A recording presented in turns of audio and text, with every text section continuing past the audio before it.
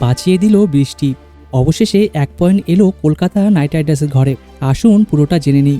শনিবার ইডেন গার্ডেন্সে খেলা ছিল। কলকাতা নাইট রাইডার্সের সামনে 202 রানের বিশাল লক্ষ্য।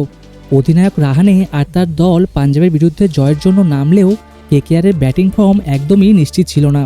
আগের ম্যাচে পাঞ্জাবের বিরুদ্ধে কেকেআর হেরেছিল, আর তারপর থেকেই কেকেআরের সমর্থকরা খুব একটা আশাবাদী ছিল না। আসলে কেকেআর যে অন্ধভাবে অ্যান্দ্রে রাসেল আর সুনীল নারায়ণকে দলে রেখে চলেছে, সেটাই তাদের জন্য বড় মাশুল হয়ে দাঁড়িয়েছে। ক্যারিবিয়ান দুই কিংবদন্তি, যাদের নিয়ে অনেক কথাই বলা হয়েছিল, কিন্তু তারা আর আগের মতো ফর্মে নেই। তারপরও কেকেআর তাদেরকে দলে রেখেছে, আর এর ফলস্বরূপ ব্যাটিং ফিল্ডিং সবই গড়পড়তা হয়ে যাচ্ছে। ব্যাটিংয়েরও একই অবস্থা, আর ফিল্ডিংয়ের তো একেবারেই অবস্থা খারাপ, আর বলার কিছু নেই। বোলিংয়েও এমন কোনো ধারাবাহিকতা দেখতে পারেনি।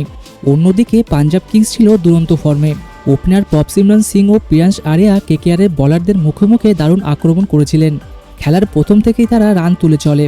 কেকেআর প্রথম উইকেটটা পায় 11.5 ওভারে, কিন্তু ততক্ষণে পাঞ্জাব তুলে ফেলেছে 120 রান।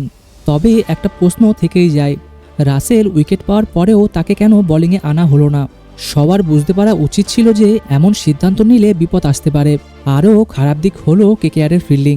একের পর এক ক্যাচ মিস, ফিল্ডিংয়ে ভুল, এই সব কিছুর কারণেই ম্যাচে কেকেআরের দল পিছিয়ে পড়েছিল। তবে আশার আলো ছিল এক জায়গায়, আবহাওয়া। কেকেআর যখন ব্যাটিং করতে নামলো তখন বৃষ্টি এসে গেল, আর খেলা বন্ধ হয়ে গেল। বৃষ্টি যা কিনা ম্যাচে সবচেয়ে বড় হিরো হয়ে দাঁড়ালো।